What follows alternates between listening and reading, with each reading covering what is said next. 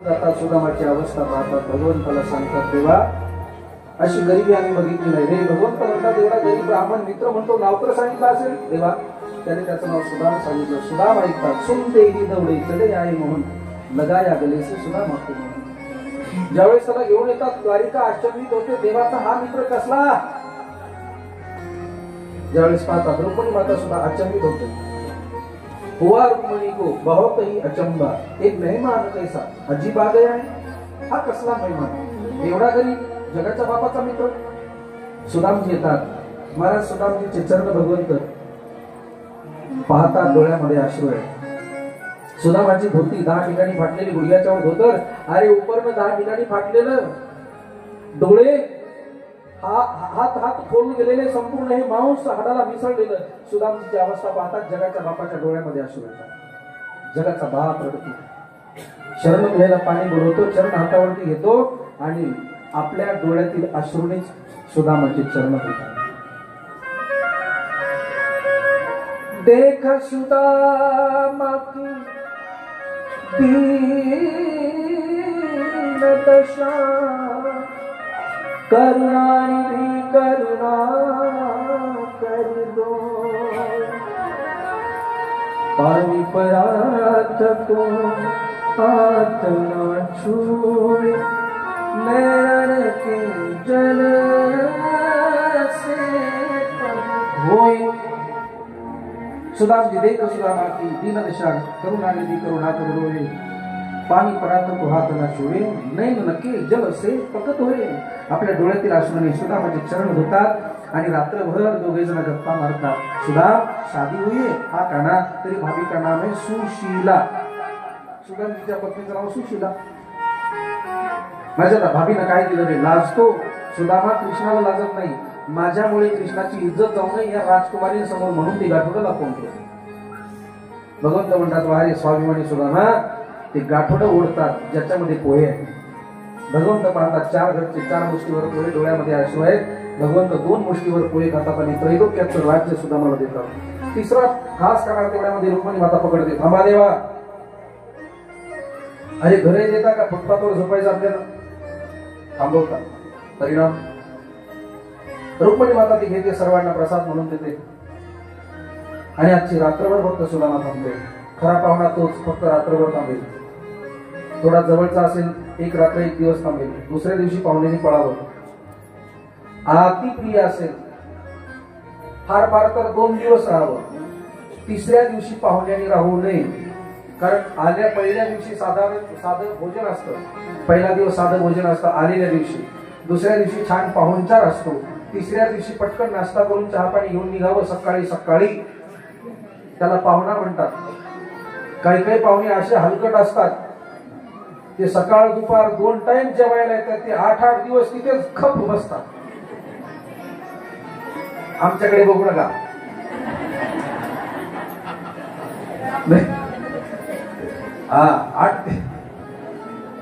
मी एक वाक्य बोलून जाईल आता. माझी वेळ संपली. मला घड्याळ थांबत नाही. थांबली माझी कथा संपली. शेवट मला फक्त राजा परीक्षेचा उद्धार करायचा. थांबायचा आहे का. इथे दुपारी तिथं येत असताना थोडं ऑड वाटायचं. थोडस येण्यास नको वाटायचं. तिथे माझा स्वभाव आहे. रामजी म्हणतात मारुती कधी आलाय. हनुमानजी म्हणले देवा पहिल्याच दगडाला. पहिल्याच दगडाला. हनुमंता झाकली मूठ 1.25 लाखाची. कुणाला सांगू नको. चर्चेला उधाण येईल. अस्तित्व संपेल. हनुमंता मला एक सांग. माझ्या नावामध्ये एवढी ताकद आहे. माझं नाव जर टाकलं तर दगड करतात. माझ्या हाताने सोडलेले दगड पाण्यामध्ये का जातात. हनुमंतरायाचं वाक्य आहे. हनुमानजी म्हणले देवा तुझ्या नामाचा महिमा तुझं न कळे नाही ग श्यामा. देवा एक वाक्य लक्षात ठेव देवा. ज्याला रामाने धरलं तो या भवसागरामध्ये कसा वाहून जाणार कसा बुडणार. पण ज्याला रामाने धरलंय तो या भवसागरामध्ये कसा बुडेल. पण ज्याला साक्षात रामाने आपल्यापासून दूर केलं ज्याला रामाने सोडलं त्याला कोण वाचवेल. ज्याला रामाने स्पर्श केला ज्याला रामाने पकडले तो तरला आणि ज्याला रामाने आपल्या हाताने सोडलं तो तळामध्ये गेलाय. तो तळामध्ये गेलाय. सोडले, ज्याला देवाने सोडलं त्याची काय अवस्था आहे? रुक्मिणी माता म्हणते चाहे लाख जो भी बोलना है बोलो प्रभु, लेकिन छोड़ने की बात कभी ना करना। ये दासी को जीवन भर अपनी दासी बनाई रखना। जगाचा बाप सुद्धा डोळ्यात अश्रू गाळतो। काय प्रेम आहे रुक्मिणी मातेचं! कधीच रागवत नाही, कधीच चिडत नाही, कधीच भांडण करत नाही, कधीच म्हणत नाही मला या संक्रांतीला साडी आणा, कधीच म्हणत नाही मला साडी पाहिजे, कधीच म्हणत नाही मला एखादा नेकलेस पाहिजे, कधीच म्हणत नाही।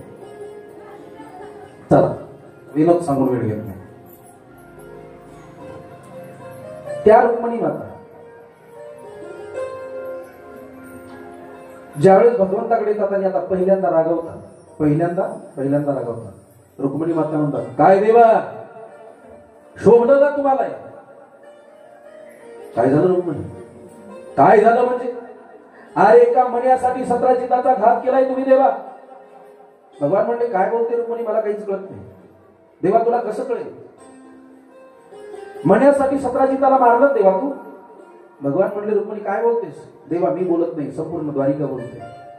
आणि मग रुक्मिणी माता म्हणते देवा मला माहिती आहे माझा देव असं नाही करणार, पण देवा संपूर्ण द्वारिकेमध्ये चर्चा आहे, तुमच्या डोक्यावरती कलंक आहे, तुम्ही 17 चिताला मण्याकरिता मारलं। संपूर्ण द्वारिकेमध्ये चर्चा आहे, भगवंत सर्व सहन करतात, कलंक नाही। कारण कलंक एक अशी चीज आहे महिमा, त्याला कधीच पुसलं जाणं शक्य नाही, कधीच पुसलं जात नाही।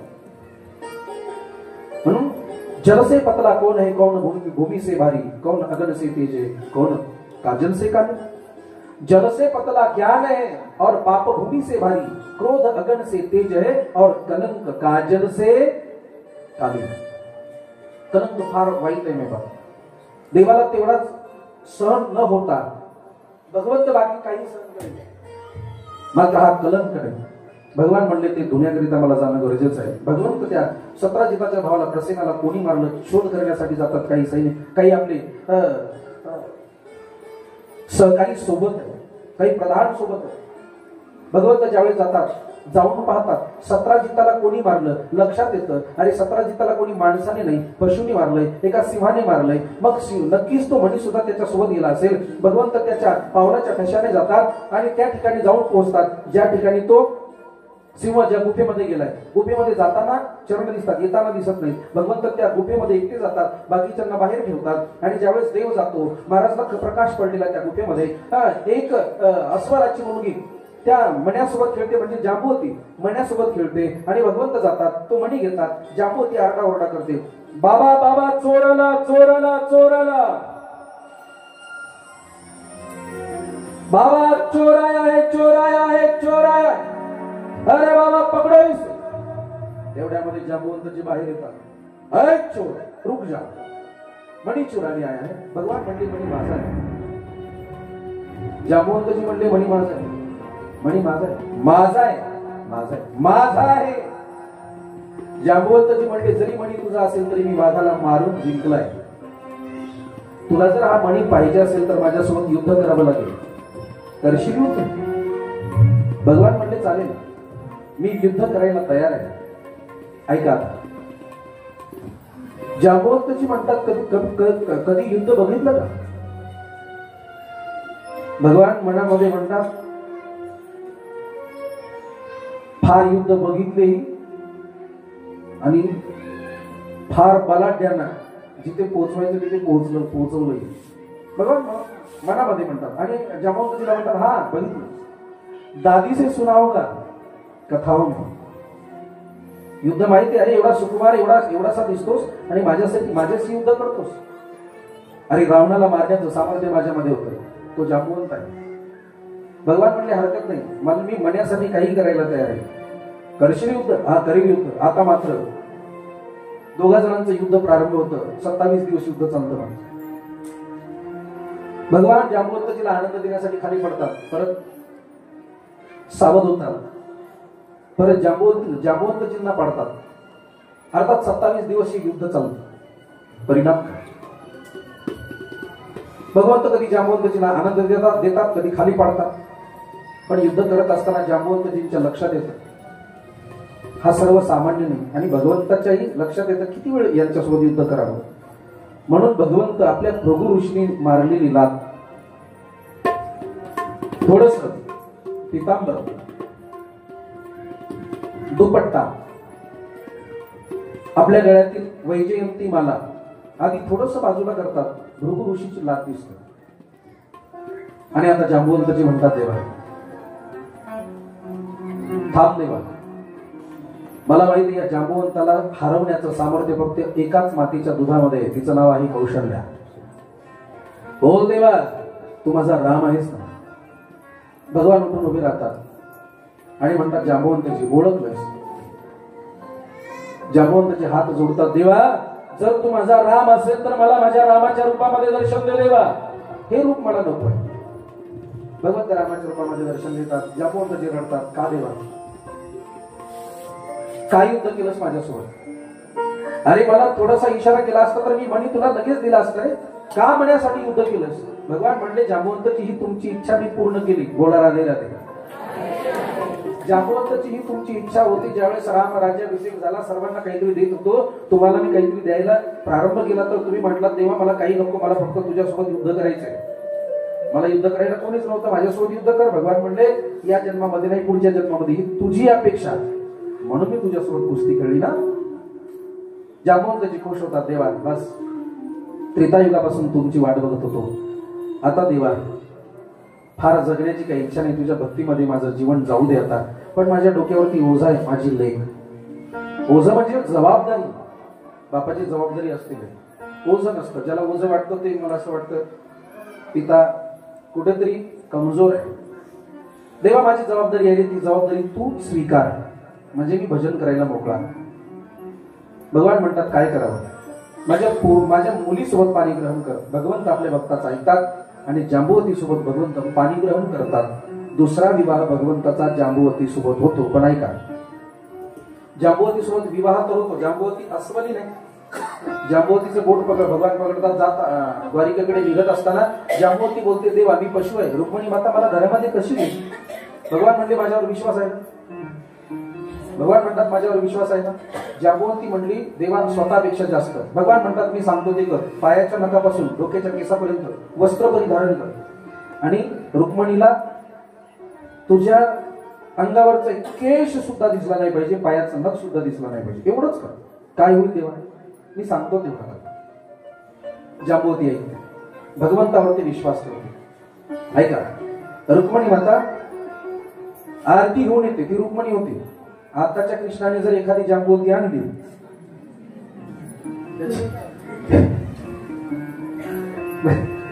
त्याची कशी आरती होईल याचं आपण फक्त इमॅजिन करू शकतो. त्याची काय आरती होईल ते माहिती आहे सगळ्यांना. ती रुक्मिणी माता होती. आरतीचं ताट आणते, मोठ्या प्रेमाने आपल्या बहिणीला ओवाळते आणि म्हणते अगं ज्या आरती माझ्या देवाने तुझ्याशी विवाह केला त्या आरती माझ्यापेक्षा नक्की सुंदर असेल. तुझं मुख दाखव. देवाने सांगितलं काहीच बोलायचं नाही, फक्त मान हलवायची. मान हलव. अगं मुख दाखव, माझी लहान बहीण आहेस. अगं नाव तरी सांग. 5 मिनिटं 10 मिनिटं होतात. मुख दाखवायला तयार नाही, नाव सांगायला तयार नाही, बोलायला तयार नाही. राग येतो रुक्मिणी मातेला. कधीच न रागवणारी रागवते. पाणी घेते हातामध्ये. अगं हे फार तुला तुझ्या सौंदर्याचा अभिमान आहे. जगाच्या बापाने तुझ्यासोबत विवाह केला याचा अभिमान आहे. जा, माझा श्राप आहे. जेवढी मी सुंदर आहे तेवढी सुंदर तू पण दिसशील. जेवढी सुंदर मी आहे, हेच कळालं बघ तुम्हाला. जेवढी सुंदर मी आहे तेवढीच सुंदर तू सुद्धा दिसशील.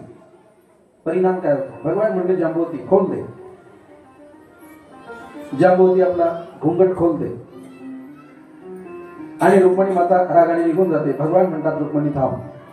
जांबुवती आपल्या देहाकडे पाहते. वा, अगदी मी रुक्मिणी मातेसारखी झाले.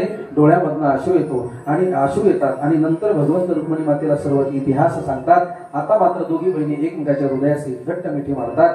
दुसरा विवाह भगवंताचा जांबुवती सोबत होतो आणि तोच मणी भगवंत घेऊन ज्यावेळेस सत्राजिताला देतात, सत्राजिताला थोडासा रडतो. सत्राजिताच्या मनामध्ये दुःख आहे. सत्राजित म्हणतो देवा मला क्षमा करा. भगवान म्हणले नाही, तुमचा मणी घ्या. देवा हा मणी मला नको. भगवान म्हणले ज्याने मला कलंकित केलं ते मणी मला नको. सत्राजित म्हणतो देवा या पापातनं मुक्त होण्यासाठी काहीतरी मला सांगा देवा. माझा प्राण तुम्हाला अर्पण करण्याची इच्छा आहे देवा.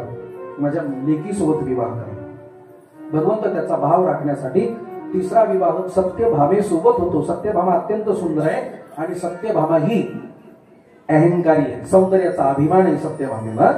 ती तिसरा विवाह सत्यभामे सोबत होतो. पण ऐका, एका अस्वलाच्या मुलीसोबत म्हणजे जांबवंताच्या मुलीसोबत भगवंताचा विवाह.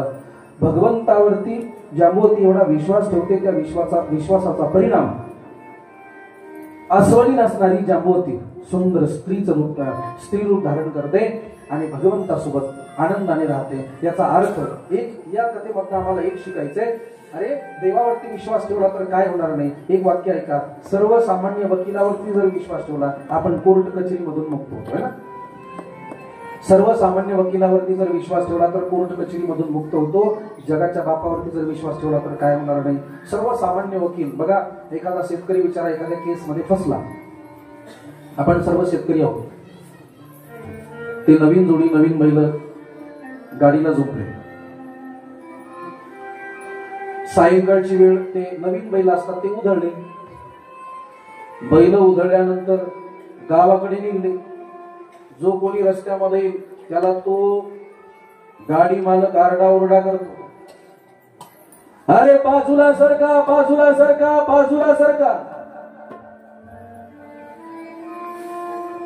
भागवत महाराज बैल उधळले, गाडी उधळली आणि तो म्हणतो त्यांना, अरे बाजूला सरका, बाजूला सरका. बैल उधळले, गाडी उधळली, अरे भाई बाजूला सरका, बाजूला सरका, बाजूला सरका. सगळे बाजूला सरकतात. पण एक गावामध्ये खट्याळ म्हातारी तंबाखूला चुना लावून बसलेली आहे, उभी आहे. तिचा नातू रोडवरती खेळतो. हे जोरात रडतो, अगं आजी बाजूला सरक, तुझ्या नातवाला बाजूला घे. अगं आजी बाजूला हो, बाजूला हो, बाजूला हो. अगं आजी तुझ्या नातवाला बाजूला घे. अगं पहिलं उधळले, अंगावरती गाडी जाईल आजी. आजी म्हणली तंबाखूला चुना लावून उभी होती. आजी म्हणली, घालवर माझ्या नातवाच्या अंगावर गाडी. तुला पुण्याचं कोर्ट दाखवतो. इथं कोणतं कोर्ट आहे, तालुका पुरंदरचं कोर्टच दाखवते. पुरंदरचं काय करणार, नावीलाच आहे, गाडी त्या लेकराच्या अंगावर जाते, त्याला लागतं. ही म्हातारी हाफ मर्डरची केस टाकते, मुद्दाम माझ्या लेकराच्या अंगावर गाडी घातली. हा बिचारा शेतकरी तडपडतो. एका वकिलाकडे जातो. वकिलाला सर्व घडलेला इतिहास सांगतो. साहेब खरं सांगतो, मी काही केलं नाही, बैल उधळले होते, मी काय करणार. त्यावेळेस वकील सांगतो, खरं बोलतोय. माणसाने वकिलाला, डॉक्टरला आणि गुरुला कधीच खोटं बोलायचं नाही. वकिलाला खोटं बोललं तर केस हरल्या जाते, डॉक्टरला खोटं बोललं तर जीवाचा घात होतो आणि गुरुला खोटं जर बोललं तर जीवनाचाच घात होतो. प्रेमाने बोला राधे राधे. गुरु, डॉक्टर आणि वकील कधीच खोटं बोलायचं नाही. ऐका, त्यांनी सांगितलं, साहेब काय करावं. हा वकील म्हणला, शेतकरी दादा तू खरं बोलतोयस, खरं बोलतोय साहेब. मग मी जे सांगेल ते ऐका, लक्षपूर्वक ऐका. वकील साहेब म्हणला, वेड्याचं सोंगे तुला विचारेल प्रति द्वंद्वी, म्हणजे माझा सरकारी वकील तुला विचारेल, काय बाबा तुझं नाव काय, काहीच बोलायचं नाही, फक्त एवढंच म्हणायचं गोईंग, म्हणजे वेड्याचं सोंग घ्यायचं. गाव कोणतं, गोईंग. म्हातारीच्या नातवाच्या अंगावरती तू गाडी घातली, गोईंग. काही जरी म्हणलं तरी तेवढंच म्हणायचं. साहेब फीस किती आहे तुमची, 10,000, 20,000 देतो साहेब, पण मला या केस मधनं मुक्त करा. साहेब म्हणला, एवढंच कर, मुक्त झालास तू. विश्वास ठेवतो वकिलावरती. काय याच्यामध्ये तथ्य आहे या वाक्यामध्ये, पण विश्वास ठेवतो. विश्वास सगळ्यात मोठा आहे, सगळ्यात मोठा. फक्त वेड्याचा सोंगे, वेडा आहे म्हणून दाखव कोर्टाला. शेतकरी बिचारा विश्वास ठेवतो आणि ते खटला सुरू होतो. सरकारी वकील येतो, अरे बाबा नाव काय तुझं, ते म्हणतं गोईंग. गाव कोणतं, गोईंग. गीतेवरती हात ठेवून म्हण, जे बोलेल ते सत्य बोलेल, ते म्हणला गोईंग. अरे या म्हातारीच्या नातवाच्या अंगावर तूच गाडी घातली का, ते म्हणला साहेब गोईंग. अरे म्हातारी आरोप करते, हे खरं आहे का, ते म्हणला गोईंग. अरे तू वेडा आहे का, ते म्हणला गोईंग. अरे काहीतरी व्यवस्थित बोल, ते म्हणला गोईंग. म्हातारी नजर बसावं. म्हातारी उठून उभी राहिली, साहेब साहेब वेडा नाही, वेडा नाही, बरोबर आहे, चांगला आहे तो. अरे ते मुका नाही बोलता येतं साहेब त्याला. ज्या वेळेस पहिलं उधळले होते, गाडी उधळली होती, तेव्हा तर भलं आरडत होतं, बाजूला सरका, बाजूला सरका, बाजूला सरका. गाडी उधळली, बैल उधळले. मला म्हणला आजी तुझ्या नाथाला बाजूला घे. मीच म्हणलं घाल माझ्या नातवाच्या अंगावरती. त्या पुरंदरचं कोर्टच दाखवलं नाही. म्हातारी गप्प बसावणार, पण म्हातारी बोलली मीच म्हणलं त्याला घाल माझ्या नातवाच्या अंगावरती, तुला पुरंदरचं कोर्टच दाखवतो. काय झालं असेल, जज साहेबाच्या सगळं लक्षात आलं. काही आता बोलण्याची गरजच पडली नाही. जज साहेब म्हणले एक काम करा, या म्हातारीला टाकामध्ये शेतकऱ्याला मुक्त करा. शेतकरी निर्दोष मुक्त केला. म्हातारी जेलमध्ये गेली. कशामुळे? फक्त विश्वासामुळे. विश्वास दृढ. एकाच सर्वसामान्य वकिलावरती जर विश्वास ठेवला कोर्ट कचेरीमधून मुक्त होतो. जगाच्या बापावरती जर विश्वास ठेवला तर काय होणार नाही. म्हणून जांबुवंताची विश्वास ठेवते, परिणाम एका अस्वलाची सुंदर स्त्री बनते. जांबुवंती आनंदाने भगवंतासोबत संसार करते. तिसरी पत्नी भगवंताची सत्यभामा आहे. अशा भगवंताच्या 8 पट्टराणी आहेत. आता फार वेळ न घेता 8 वाजून 10 मिनिटं झाले. 5 ते 10 मिनिटं कथा करतो. आरती होईल. अर्धा तास सगळ्यांना दर्शनाला देऊ. बरोबर 8:30 आपली आरती होईल. अर्धा तास सगळ्यांसाठी दर्शनाला. आणि आपल्या कथेला इथे आज विराम होणार आहे. लगेच 10 ते 12 फलाहार झाल्यानंतर फलाहारच आहे ना, भोजन नाही बराच. हे बघा, जन्माष्टमी, रामनवमी हे जे उपवास आहेत ना देवाच्या जन्माचे, एकादशी सारखे करायचे, दुसऱ्या दिवशी सोडायचे असतात. आणि आज अन्न सेवन नाही करायचं. बरेचसे लोक कृष्ण जन्म झाल्यानंतर रात्री 12ला दाबून हाणतात. अजिबात जेवायचं नाही 12ला रात्री, बिलकुल नाही. राम जन्म झाल्यानंतर दुपारी 12ला पंगत करतात. नाही, ते व्रत होत नाही. म्हणून अगदी 7 मिनिटं आहे. आता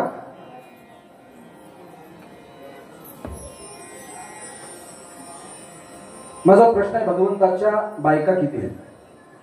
बोला, पटकन बोला. सगळे आपण सुज्ञ मंडळी आहोत. देवाचे लग्न किती झाले?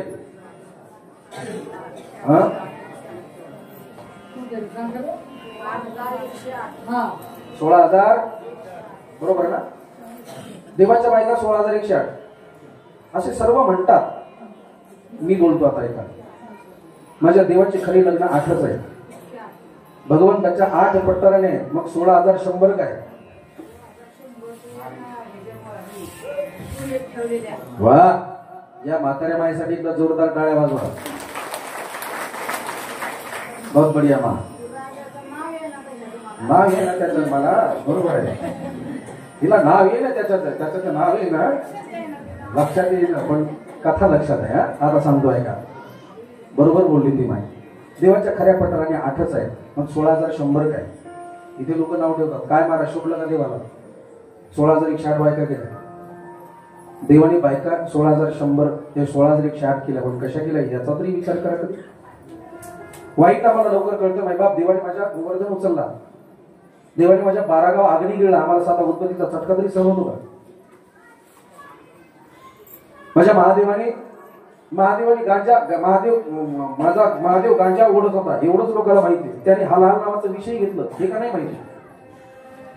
महादेवाने गांजा पिला म्हणून आम्ही पण गांजा प्यायचा. गांजा? अरे महादेव गांजेडी नव्हताच, हे आम्ही बनवलंय. माझा महादेव काय गांजा पित होता? तुझ्या व्यवस्थेसाठी तू माझ्या देवाला बदनाम करतोस. चला ठीक आहे, मांडली. माझ्या देवाने गांजा ओढला, मान्य आहे. म्हणून तूही गांजा ओढतोयस. माझ्या देवाने हलाल नावाचं विष पेलं, तू एखादं एंडोसल्फानचं झाकण पी. काय होतं? थोडस अर्ध पी, काय होईल? गांजा प्यायला जमतो. मग एंडोसल्फानचं एखादं प्यायला जमत नाही का? देवाला नाव ठेवायला आम्ही तत्पर आहोत नाही बाबा. ऐका, माझ्या देवाने 16,100 स्त्रिया कशा पत्न्या म्हणून केल्या आहेत. नरकासूर नावाचा राक्षस, अजून एक नाव भौमासूर, नरकासूर, कोणताही म्हणा. त्याचा प्रण होता प्रत्येक राज्यामध्ये जायचा, प्रत्येक राज्यांमध्ये जायचा, सुंदर सुंदर मुलींना बघायचा, पळून आणायचा आणि आपल्या बंदीशाळेमध्ये, आपल्या गुफेमध्ये ठेवायचा. त्याचा प्रण होता 20,000 पूर्ण होतील, सगळ्यांसोबत मी पाणी ग्रहण करेल, लग्न करेल. 20,000 तर पूर्ण झाले नाही, 16,100 कन्या पूर्ण झाल्या. त्या सर्व कन्या माझ्या घरून कोणीतरी, माझे नातेवाईक येतील आणि माझ्या घरचे एवढे मोठे आहेत, कुठेतरी वशिला लावून येतील, मला वाचवतील, मला सोडवतील, या भावनेमध्ये होते. पण मला सांगा, आजपर्यंत कोणी कोणाला वाचवू शकतं का? मेरे नाथ, खरं संकट आलं ना, कोणीच कोणाचं नाही. माझे वाक्य नाहीत, माझ्या संतांचे वाक्य आहेत. नाथबाबा बोलतात, नाही कुणाची कुणी तुझी नवे रे कुणी, अंतीच असेल एकला रे प्राण्या माझे माझे म्हणून. बहीण कुणाची, भाऊ कुणाची, कोण कुणाचे सगळे सोय. मेल्या मागे सर्व राहिले तुटतील धागे दोरे. उदाहरण सांगत गेलो तर वेळ संपते. शेवट आम्ही एकटे आलो, एकट्यालाच जायचंय. हे वाक्य लक्षात ठेवा. आमच्यावरती खरंच त्या समाजाचं किती प्रेम आहे हे जर कळून घ्यायचं असेल, आपण म्हणतो आमच्यावरती फार प्रेम आहे, फार प्रेम आहे, फार प्रेम आहे. जर खरंच वाटत असेल आमच्यावरती प्रेम आहे, 6 महिने फक्त बेडवरती बेड रेस्ट करा. मलमूत्र बेडवरती घ्या, बेडवरतीच त्याग करा, जेवण बेडवरतीच करा. त्याचं ज्यावेळेस ते सगळं करावं लागतं ना, त्यावेळेस घरचे सुद्धा देवाला प्रार्थना करतात, देवा हे गेलेलं बरं, आता लवकर जाऊ द्या, त्रास. तिथे आम्हाला खरं प्रेम कळतं. तसं कोण आहे नाही बाबा आमचं, कोणीच नाही कुणाची कुणी, तुझे नवेरी कोणी, अंती जासी लेखला प्राण्या माझे माझे म्हणून. राजकुमारांच्या लक्षात येतं माझं आमचं कोणीच नाही म्हणून सर्व राजकुमारी अंतःकरणातून देवाला प्रार्थना करतात, देवा आमचं रक्षण कर, आम्हाला सोडवणार कोणी नाही. अंतःकरणातली पुकार देवाला लवकर कळते. ज्याप्रमाणे आश्रूची भाषा एका आईला कळते. लहान लेकरू जर रडत असेल तर ती त्याला भाषा कळते. लेकरू जर रडत असेल तर लाख काम असू दे ती माऊली टाकून देते, आपल्या लेकराकडे धावत पळत जाते. तसा भक्त जर देवाकडे रडत असेल, माझा देव 1000 कामं बाजूला ठेवून त्या भक्ताजवळ त्याची समस्या पूर्ण करायला नक्की आल्याशिवाय राहत नाही. कारण ती आमची माय आहे, जगाची माय आहे, आमची आई आहे, आमचा पिता आहे. आपल्या लेकराला काय पाहिजे त्याला माहिती, पण लेकरू त्या पद्धतीचा असा. म्हणून देवाला आश्रूची भाषा फार लवकर कळते. भगवंत धावत पळत येतात. पण येत असताना सत्यभामी म्हणते, देवा कुठे चालला, माझे भक्त मला बोलवतात, मलाही सोबत यायचं. सत्यभामीला सोबत घेतात. सत्यभामी सोबत ज्यावेळेस येतात, नरकासुराचं भगवंताचं युद्ध होतं. सत्यभामा म्हणतात, देवा मारा त्याला. भगवंत आता सत्यभामीची आज्ञा मिळाल्यानंतर त्याला मारतात, सर्व राणींना मुक्त करतात. अच्छा, सत्यभामीने सांगेपर्यंत का मारत नाही, कारण सत्यभामा ही पृथ्वीचा अवतार आहे, पृथ्वीचं रूप आहे, आणि नरकासुर हा पृथ्वीचाच मुलगा आहे. पृथ्वी माता म्हणली, देवा हा वाईट आहे मला माहिती, पण जोपर्यंत मी सांगत नाही तोपर्यंत मारू नकोस. देव तिला वचन देतात आणि आता तिच्याच मुखात वदवून घेतात, देवा मार त्याला. आणि आता त्याला मारतात, त्याचा उद्धार करतात. 16,100 कन्यांना भगवंत मुक्त करतात. सर्वांना सांगतात, जा रे बाबा आपापल्या घरी जा. देवा जाऊ तर कुठे जाऊ, जिथे जावं घरी जर जावं, माता पिता स्वीकार आमचा करणार नाही या समाजाच्या भीतीने. समाजामध्ये जावं देवा, हा समाज आमच्याकडे वाईट नजरेनं बघेल रे, कुणाकडे जावं.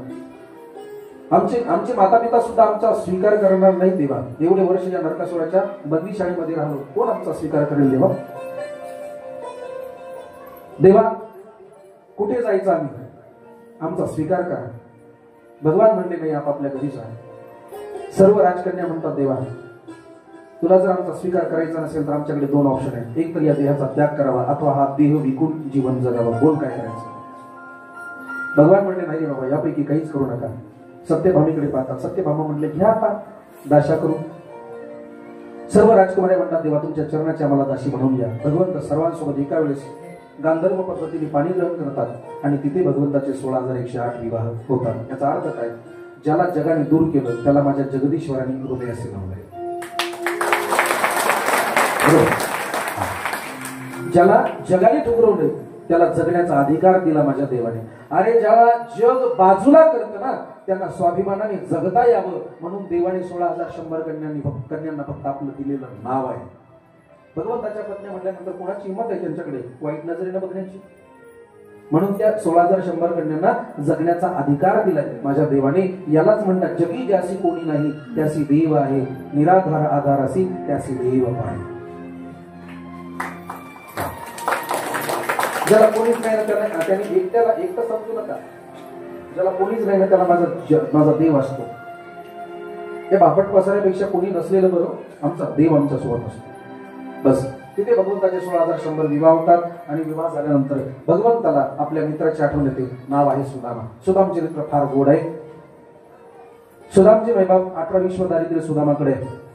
सुदामजींची पत्नी एकदा म्हणते, प्रभू तुमचा द्वारिकेचा मित्र सुदा, तुमचा द्वारिकेचा राजा मित्र आहे ना, मग एकदा त्यांना जाऊन भेटा ना. सुदामा म्हणतो, अगं मित्र गुरु आणि मुलगी यांच्याकडे जाताना खाली हाताने जाऊ नये, काहीतरी द्यावं.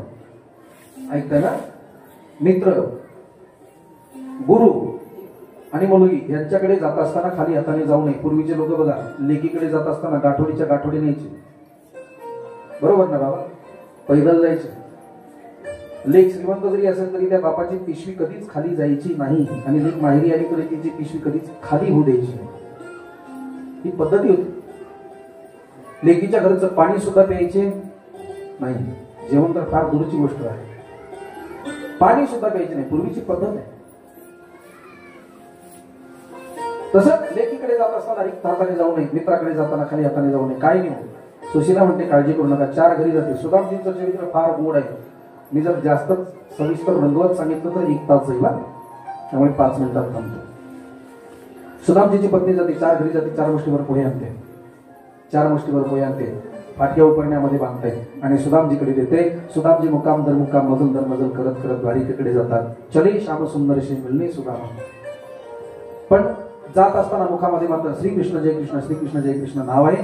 6 महिने व्यतीत होतात, द्वारिका येत नाही. सुदामाला राग येतो. सुदामा म्हटलं काय देवा, 6 महिने झाले चालतोय, तुझी द्वारिका येत नाही. आता तुझी मला गरज नाही, तुला जर माझी गरज असेल तर तू माझ्याकडे, मी नाही येणार तुझ्याकडे.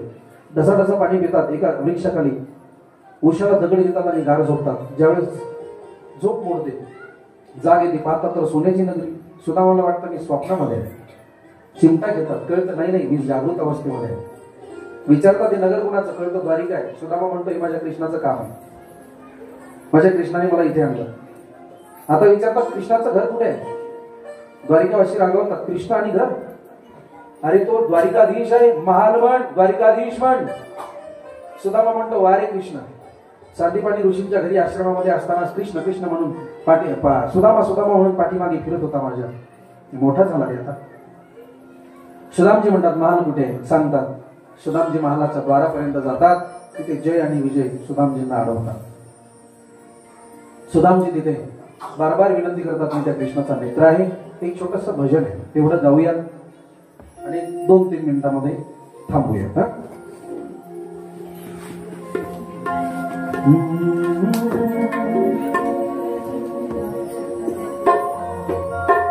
चला 5च मिनिटांमध्ये आरती करतोय. आवाज आहे.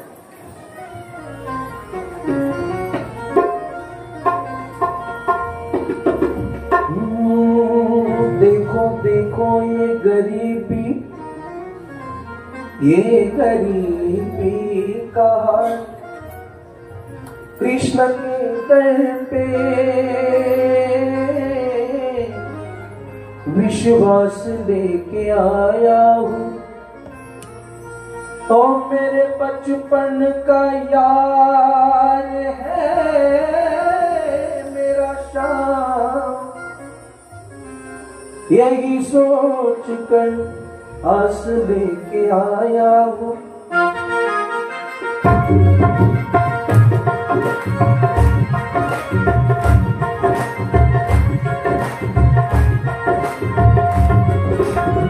अरे बार पालो कन्हैया से कह दो, अरे बार पालो उस कन्हैया से कह दो, दर पे सुदामा, अरे बार दर पे सुदामा, अरे बार भटकते भटकते न जाने कहाँ से, भटकते भटकते न जाने कहाँ से,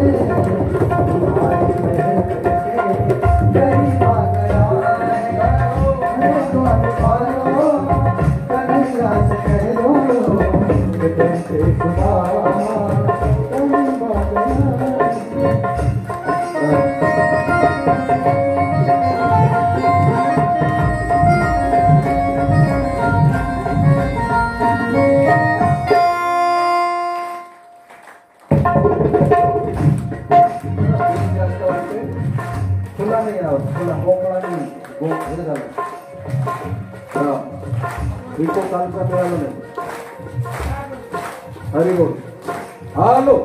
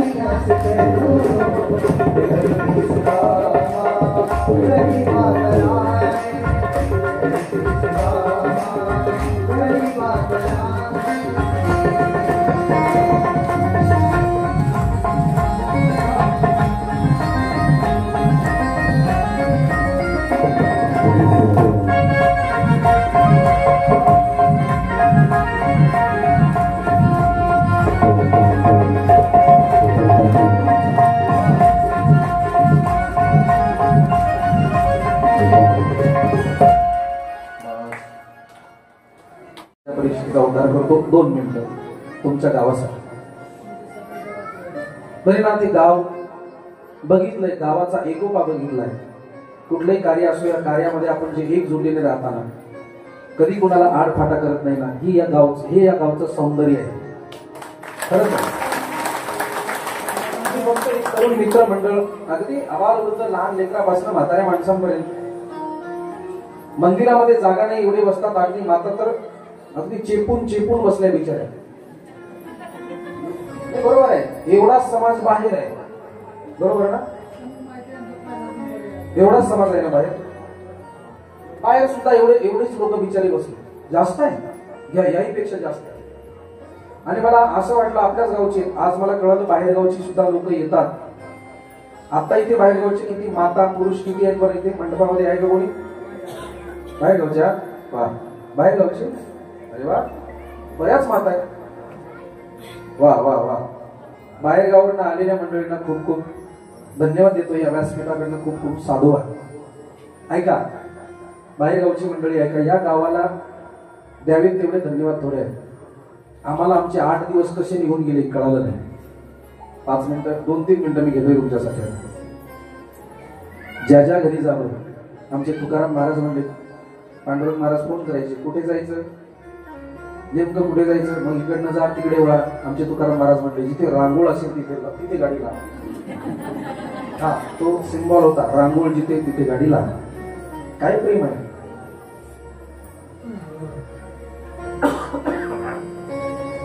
अरे आपण लेकराला देत नाही, ती महाराजाची आपण व्यवस्था करतो. ही व्यवस्था महाराजाची नाही, ही व्यवस्था माझ्या ज्ञानोबराईची, माझ्या गोपाळ कृष्णाजींची आहे. तुम्ही व्यास गाडीवर बसलेल्या महाराजाला साक्षात देवाच्या रूपामध्ये बघताय, पाय धुताय. मी पाय धुणं मला नाही आवडत. तुमचं प्रेम जिथे गेलो ना मी पंच पक्वानच खायला मिळाले. खाऊन खाऊन आमचं मन विटलं, पण खाऊ घालून तुमचं मन नाही विटलं. मग तुम्ही जे प्रेम दिलं ना, ते प्रेम मी नाही आयुष्यभर विसरू शकणार.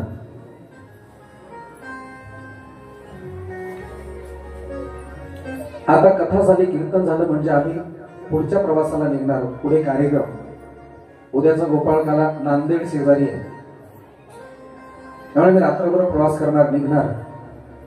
पण येताना जेवढा आनंदित होतो ना, तेवढा जाताना दुःखी असणार. का? जे आपण लोकांनी प्रेम दिलं ना, ते प्रेम नहीं विसरू शकणार माई बाप. जाने का तो मन नहीं, लेकिन क्या करे प्यारे, यही वो बात है, यही वो रात है. जाना तो पडेगा, जावं तर लागेल. माई बाप जातोय तर खरं, पण लक्षात ठेवा, गेलोय ना, हा परत भेटूया नाही का पोलीस पाटील? होईल हो, पण आता जे आहे ना, हा मला विश्वास आहे तुम्हाला अजून पुढे 4 दिवस नाही करणार. हा कीर्तन झालं म्हणजे आम्ही आमचा निरोप घेणार, आम्ही आमच्या गावाला निघून जाणार. पण 7 दिवस जे तुम्ही प्रेम दिलं ना, ते प्रेम कायम आमच्या स्मरणात राहील माय बाप, कायम आमच्या स्मरणात राहील. आणि आम्ही मात्र निरोप तुमचा घेतो. गोबारे म्हणतात, आम्ही जातो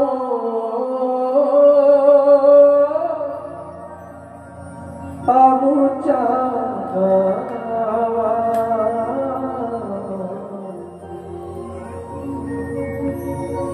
आम्ही जातो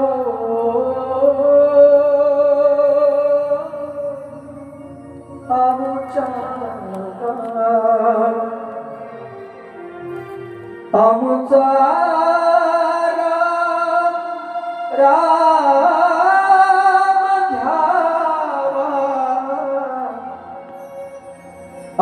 आमचा राम राम घ्यावा, आम्ही जातो आमच्या गावा, आजवरी होतो तुमचे गाव, आता कृपा असू द्यावी. आजपर्यंत आपल्या गावामध्ये होतो, 7 दिवस आम्ही सेवा केली.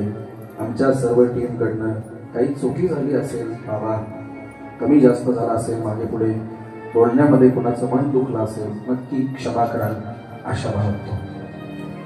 काय असतं, वक्ता हा किराणा दुकान आहे, किराणा दुकान. एखादा शब्द कोणाला तरी लागतो, वक्त्याकडनं कमी जास्त सॉरी वक्ता हा रेडीमेड कापडाचं दुकान असतं, कोणाला तरी तो ड्रेस येतो, वक्त्याकडनं मागे पुढे होऊ शकतो. मी तुमचं लेकरू आहे, तुमच्या लेकराप्रमाणे. आता कीर्तन संपलं म्हणजे आम्ही निघतोय ना, निरोप घेतोय ना. फार वेदना होता. हम चले जाएंगे वृंदावन को, लेकिन तुम्हारी याद हमको रुलाएगी और तुम्हारा प्यार हमको सताएगा. काय स्मरणात आहे. आमच्या सर्वांकडनं काही जर चूक झाली असेल नक्की क्षमा कराल आशा बाळगतो. एखादा मागे पुढे शब्द झाला असेल, वाईट वाटलं असेल, नक्की क्षमा कराल आशा बाळगतो. आणि 2 मिनिटात आता थांबतो. सुदामजी रात्रभर थांबतात. दुसऱ्या दिवशी जाण्याची आज्ञा घेतात. सुदामजीला भगवंत आज्ञा देतात, सुदामा येतात, सुवर्ण नगरी देतात. सुदामा स्वीकारत नाही, भक्तीचं वरदान देतात आणि सुदामजी आता भगवंताच्या भजनामध्ये लीन होतात. दरीनाथ सुदाम चरित्राला इथे विराम आहे. पुढे भगवान दत्तात्रेयाच्या 24 गुरूंचं वर्णन करतात आणि राजा परीक्षितीला शेवटचा प्रश्न करतात. हे राजन, बोल तू मारणार का? राजा बोल तू मारणार का? राजा 7 दिवस कथा श्रवण केलेली. राजाने 7 दिवस बिना अन्न पाण्याची कथा श्रवण केलेली, ना पाण्याचा थेंब घेतला, ना अन्नाचा कण खाल्लाय. 7 दिवस एका जागेवर बसून कथा श्रवण केली. राजाचं अंतःकरण एवढं पवित्र झालं. राजा म्हणतो, गुरुदेवा माझा जन्मच नाही तर मरण कुठून आहे? माझा जन्मच नाही तर मरण कुठून? मरणार माझं हे शरीर आहे.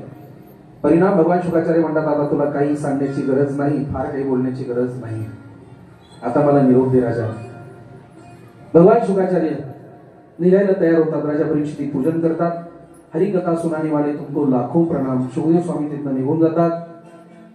तक्षक नावाचा सर्प येतो, राजा परीक्षितीला दंश करतो. राजा परीक्षितीच्या या मस्तकामधनं आत्मा बाहेर पडतो. आधीच तक्षक नावाचा सर्प शरीराला दंश करतो आणि राजा परीक्षितीच्या शरीराच्या एका क्षणामध्ये राग बनते, भस्म होतं, जळून भस्म होतं. पण अंतःकरणात शिरामधनं आत्मा बाहेर पडतो, सुंदर रूप धारण करतो. भगवंताच्या धामावर विमानामध्ये बसतो आणि सदैव भगवंताच्या धामाला निघून जातो. कुंडलिक वरदारी विठ्ठल ज्ञानदेव निवारा गोपाल कृष्ण भगवान की जय. याच ठिकाणी भगवान सूर्य आपल्या वाणीला विराम देतात. भोलेनाथ मा पार्वतीला कथा सांगतात, आपल्या वाणीला विराम देतात. सुखदेव स्वामी राजा परीक्षितीला कथा सांगतात, याच ठिकाणी विराम देतात. वक्ता अथवा श्रोता यांच्याकडनं जर काही दोष घडला तर शेवटचा श्लोक माझ्यासोबत सगळ्यांनी म्हणा. नामसंकीर्तनम यस्य सर्व पाप प्रणाशनम प्रणामो दुःख शमनस तम नमामि हरिं परम. सगळ्यांनी हात जोडा, डोळे बंद करा. 4 टप्प्यामध्ये आपण गाऊयात, एकदाच गाऊयात, सगळ्यांनी बोला. नाम संकीर्तनम यस्य नाम संकीर्तनम यस्य सर्व पाप प्रणाशनम प्रणामो दुःख शमनस तम नमामि हरिं परम. नाम संकीर्तनम यस्य सर्व पाप प्रणाशनम प्रणामो दुःख शमनस तम नमामि हरिं परम. नाम संकीर्तनम यस्य सर्व पाप प्रणाशनम प्रणामो दुःख शमनस तम नमामि हरिं परम. कुंडलिक वरदारी विठ्ठल श्री ज्ञानदेव निवारा गोपाल कृष्ण भगवान की. मी माझ्या वाणीला विराम देतो. डोळ्यात आशीर्वादी गावचा पोलीस पाटील नाही बघून नव्हते ना. फार मोठी गोष्ट आहे हो. ऐका, ज्यांच्यामुळे मला इथे येण्याचा योग आला, आमचे बापू नाव आमचे गुणवंत बापू. मी एक वाक्य बोलेल, अत्यंत गोड आणि सोजवळ आणि सज्जन स्वभावाचा व्यक्ती, याला म्हणतात पडद्याच्या मागची हिरो. नाही, खरंच अत्यंत गोड आणि पवित्र, प्रेमळ आणि स्वच्छ स्वभावाचा माणूस. मी यासाठी वर्णन करत नाही, मी शपथ घेतो माझ्या पांडुरंगाची, परत मला बोलवावं, मी यासाठी मुळीच बोलत नाही. आणि खरंच बोलवावंच ही अपेक्षाही ठेवत नाही. परत बोलवावंच ही अपेक्षा ठेवणंही मूर्खपणा असतो. वर्ष जायचंय, वर्ष आहे ना. कोणाचे मन कसे बदलतील सांगता येत नाही. अरे संपूर्ण भारत पडलाय, त्यामुळे मी त्यांचं वर्णन करत नाही. पण खरंच प्रामाणिक आणि गोड माणूस आहे आमचे गुणवंत भाऊ उर्फ बापू. सर्व बापू म्हणतात. ते पडद्यामागचा हिरो आहे. ते खरे तुम्ही त्यांना जे काही असेल त्यांना सांगितलं, तुम्हाला त्यांनी परिपूर्ण साथ दिली आणि सेवाधारी माणूस आहे. अशी माणसं फार कमी भेटतात, म्हणून गुणवंत भाऊसाठी एकदा जोरदार करा. आणि जर एका कदाचित अधिक वर्षामध्ये जर तुमची टीम झाली, या महात्म्याला माझ्या खर्चातनं स्वखर्चातनं मी नेतो. या मथुरेमध्ये प्रगट होतात. अजून कोणाला माहिती नाही, फक्त देवतांना माहिती आहे, सर्वसामान्याला माहिती नाही. ज्यावेळेस मथुरेमध्ये प्रगट होतात, वसुदेवजी भगवंताला टोपलीमध्ये घेतात, गोकुळाकडे नेतात, यशोदा मातेच्या गोदीमध्ये ठेवतात आणि माईला घेऊन येतात. इकडे सुनंदा पाहते आणि आरडाओरडा करते, अरे हळे. आणि आता नंद बाबा म्हणतात, सुनंदा सब ब्रजवासी उसे कहना. सुनंदा प्रत्येक चौकामध्ये जाते आणि आता सर्व ब्रजवासियांना कळतं भगवान प्रगट झाला. 12 वाजून चालले, जयघोष करूयात, पुष्पवृष्टी करूयात आणि नंदोत्सवाचा आनंद घेऊयात. 2-3 मिनिटं. बोले गोपाल कृष्ण भगवान की जय. गोपाल कृष्ण भगवान की जय. गोपाल कृष्ण भगवान की जय. माऊली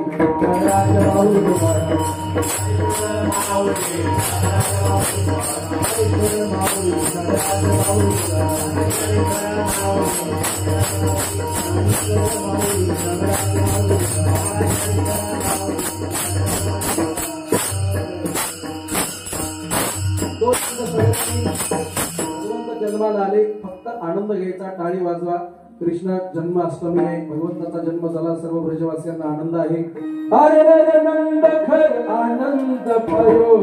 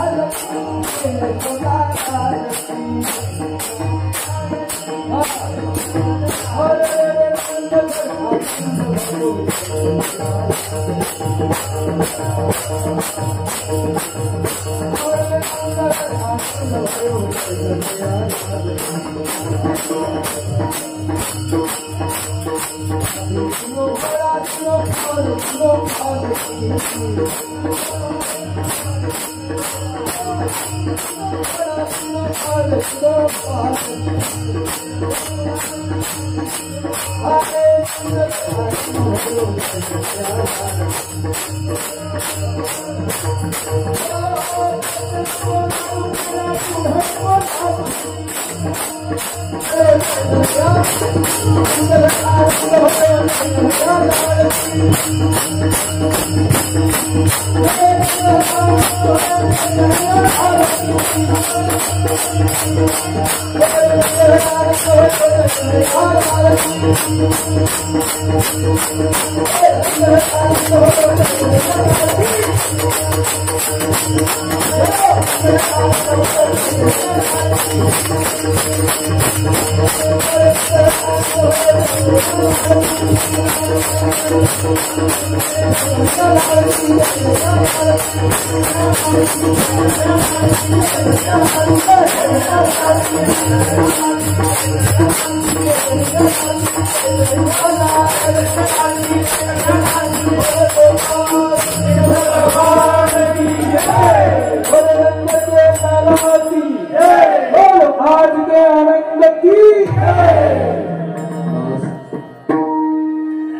धर्मरक्षावई अवतार केसी आपल्या पाळीसी भक्तजना अंबरीशी साठी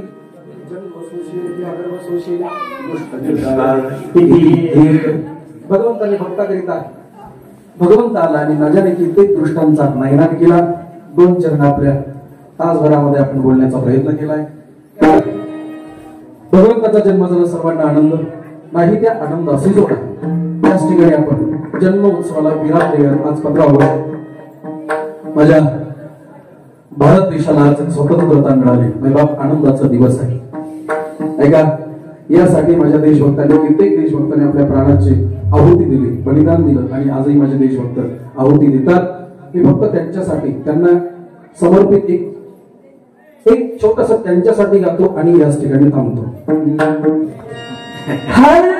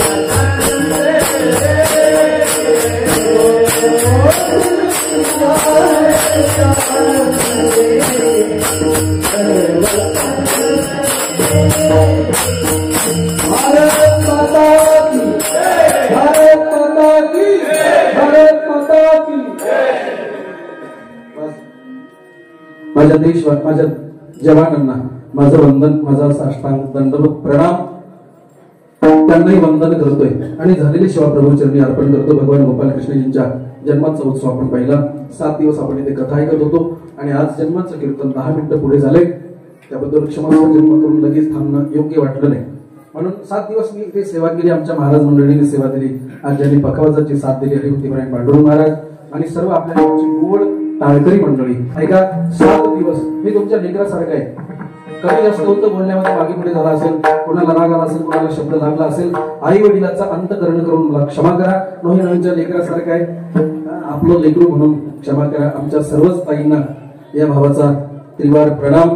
पुनश्च भेटूयात आपण वृंदावनला अशी आशा बाळगतो प्रभूचरणी आणि याच ठिकाणी थांबतो.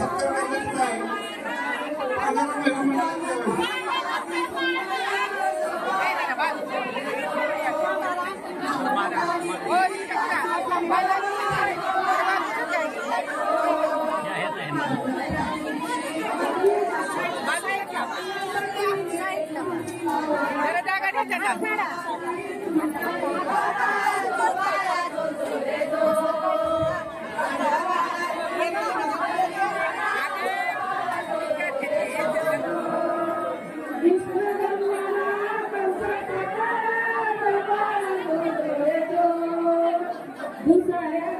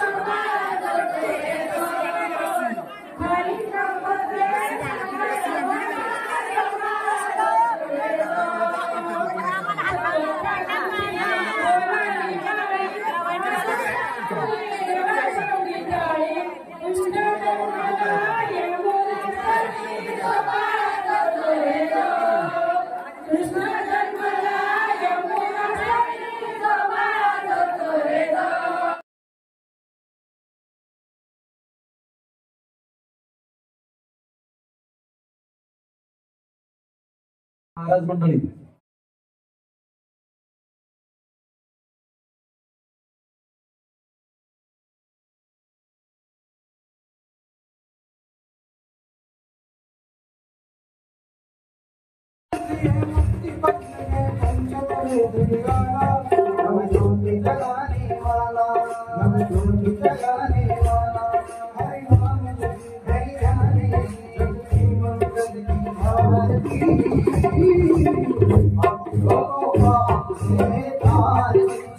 भारत भगवान की है आरती, हमें को पाप से तारी। जय संत गीत पावन पुनीत पापों को मिटाने वाला, हरि हरि सगराने वाला, हरि हरि सगराने वाला। यह सुख करे सुख करे जीवन सुंदर की आरती, पापियों को पाप से तारी। भागवत भगवान की आरती, पापियों को पाप से तारी। ये मधुर बाण जग पंच खोल सन्मार्ग बताने वाला, बिगड़ी को बनाने वाला, बिगड़ी को बनाने वाला। श्री राम यही घनश्याम यही, राम यही घनश्याम यही, प्रभु ने महिमा की आरती, पापियों को पाप से तारी। भागवत भगवान की आरती, पापियों को पाप से तारी। वंदे डांगर वंदे चरण चरण पाई रूप तुझे,